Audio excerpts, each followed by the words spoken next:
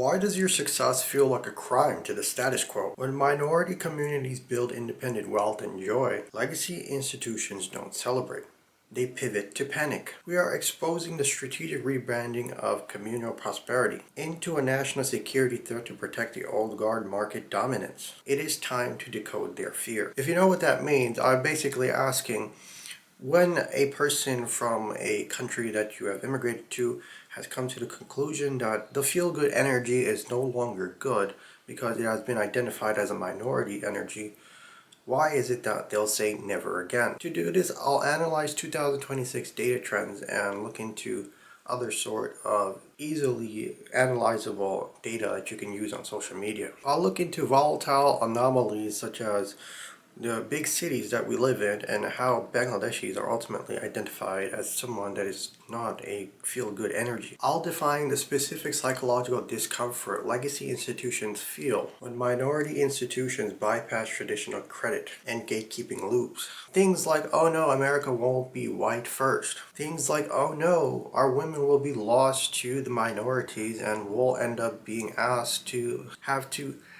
get rid of people because they are literally like they don't want to give them some. Things like, oh no, I'll be exposed for the atrocities that I commit to as a majority representative with elite identity. Then again, I could just talk about it now and know that when you have a communal gathering, it is more intervention that you should be intercepted to have physical and digital surveillance be ultimately done to you. Minorities who happily dance when they won the battle or whatever is going on in the world of who's number one. Like how America competes to be number one, a minority dances and knows he won, is more like the big cities telling everyone that, hey, we don't like these minorities and feel-good energy, that they are identified as feel-good energies. The other simple act of communication justification to have more digital and physical surveillance is communities that don't act American because of disgust and getting over the big competition when white residents and majority residents start freedom of speeching to ultimately make sure whites don't buy from your store. And the third thing that communal celebration is reframed as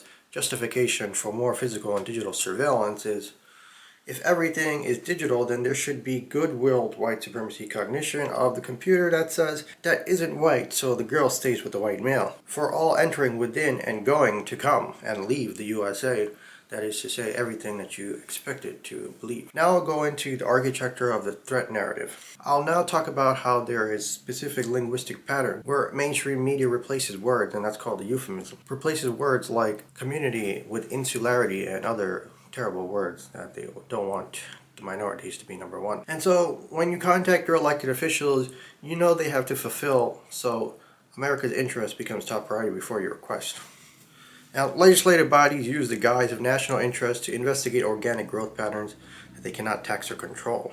Although, through revisiting history and what happened before this event, they create problems that can't be fixed to keep it interesting and giving consumers a reason to spend and uplift their moods for the time being.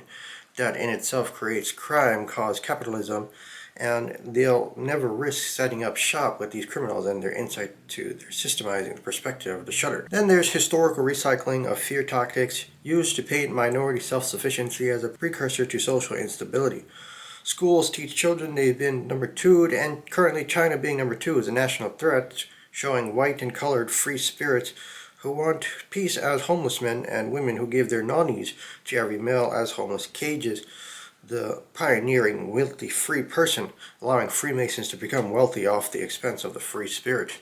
Because, we know, Freemason is something that is Caucasian. The mechanics of institutional neutralization, breaking down the weaponization of zoning laws and digital algorithmic throttling used to fragment thriving minority digital spaces, is more like simple dislikes. Another algorithm-based likability proves ability to control and having some condition like the P word for Indian guys, calling for the religion and culture of Americans, that is Native American, African slaves, and Japanese internment camps and Hindu indentured laborers, all require one sacrifice, but every white American needs at least one of the list, and that makes every immigrant a get-some of their motherland and a burden for the motherland with America's atrocities harassing recognition. Thusly, white majority residents feel the good energy is identified as minority is bad for USA, and to say never again is terrorism and anti-competition. Any feel-good energy that comes across as a reason to say that it's going to be minority, like I mentioned earlier, for being identified as minority, is going to be met with, oh, never again, because that feel-good energy was identified as minority, and that will make USA less likely to be white first. The process of strategic co-optation, where minority innovations are stripped of their cultural joy and rebranded as corporate safe utilities, is the simple question: how did you do that? Guilt trips and psychedelic trips of those accepted with the right mind of America's interests can help as company employees or company leaders institutional progress of minorities because of the white man's burden. That is, he must teach the world how to something something and carry on his back that something something until they all learn into a non-millionaire status. But for the people, while Americans spend and immigration prevents more minorities from being able to become millionaires by containing minority wealth and population growth to buy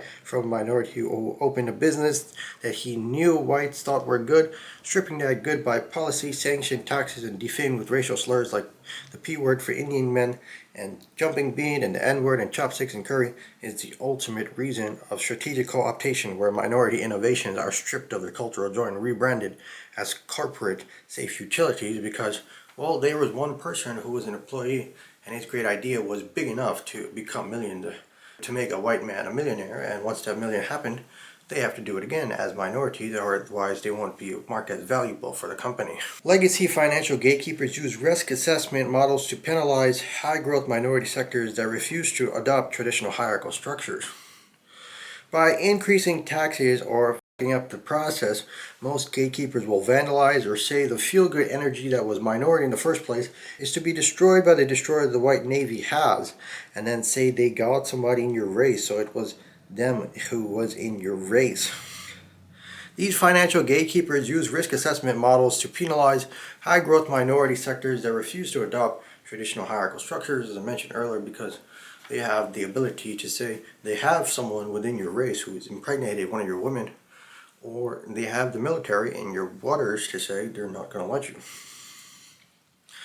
Now, if you want to bypass these physical sanctions, you would need some sort of blueprint, and I'm here to provide that for you, especially if you're a creator and I know exactly what to do. If you just stick with me for a little bit, I'll tell you what it is you need to do. Now, if you've been gaslighted, you obviously need this blueprint, so just know that it won't ever stop, and your top priority is to have something to sell. Service, product, or clientele. You need that before you even think about how to sell in the USA, because everyone around here has a great big American dream, but that American dream can't be accepted or fulfilled because everything and everyone is saying that things become obsolete. If it weren't for the white America system culture that things become obsolete, then there would be more millionaires. That's why people can't necessarily have all the information throughout the world in the USA, because then they'll meet up with each other and say they also became a millionaire doing the same system. The importance of maintaining autonomous communication channels to protect the narrative of joy from external reinterpretation is the importance of maintaining autonomous communication channels to protect the narrative of joy from external reinterpretation and the ability to have a physical or digital product that works when you use it. Successful case studies in 2025 and going into 2026 where minority collectives utilize decentralized platforms to ignore intimidation and maintain market momentum is when decentralized platforms ignore institutional intimidation and maintain market momentum, like India, Bangladesh, China, all still made money with their nation's interest despite the first time's interest being used politically was by the US, and the military tariffs is the rudiment to how white majorities expect you to win in the USA. So that means you copyright in the USA and tell whites that it belongs to you with their own system. That being said, the nation system is also something the USA as the oldest nation does and did too. Now, to conclude, long-term impact of refusing institutional validation for communal milestones and creative breakthroughs, like however they say that they're never again going to be treating this minority energy because now it's identified as minority energy, or be associating themselves with that energy. And like we said, we all celebrate different holidays and throughout the world, but people say that the feel-good energy is something to ask, what happened? It was really good back then, but now that it's minority, it never again, and the Freemasons will have to be making millions of dollars off whoever is offering some sort of employment for it.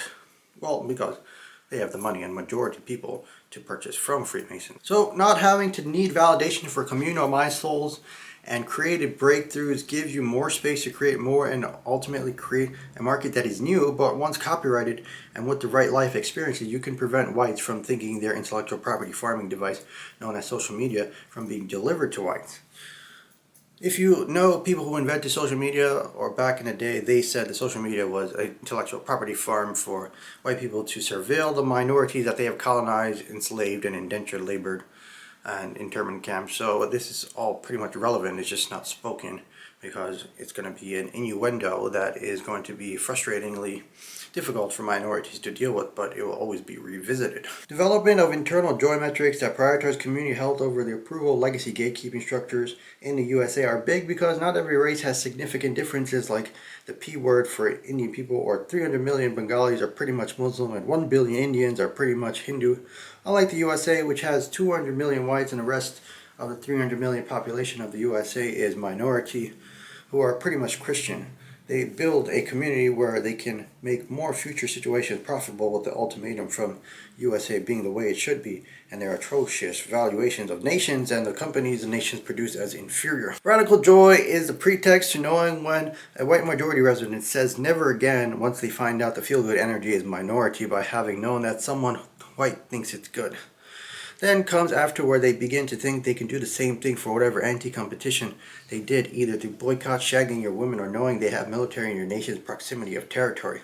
It is all to reproduce the radical joy that was initial prior to a white saying never again to the identified minority feel-good energy. Alright, so if you got most of that, I hope you did. You were just doing whatever you were doing, having an open browser on another tab, and just listening to what I'm saying. If you caught a few things, I'm glad, because we'll be able to create a community where we can ultimately identify outliers that can make millions of dollars amongst the terrifyingly big competition with their military towers and smaller populations that have more purchasing power than the average human being. If you like this video, hit that like and subscribe, and I hope to see you in the next one.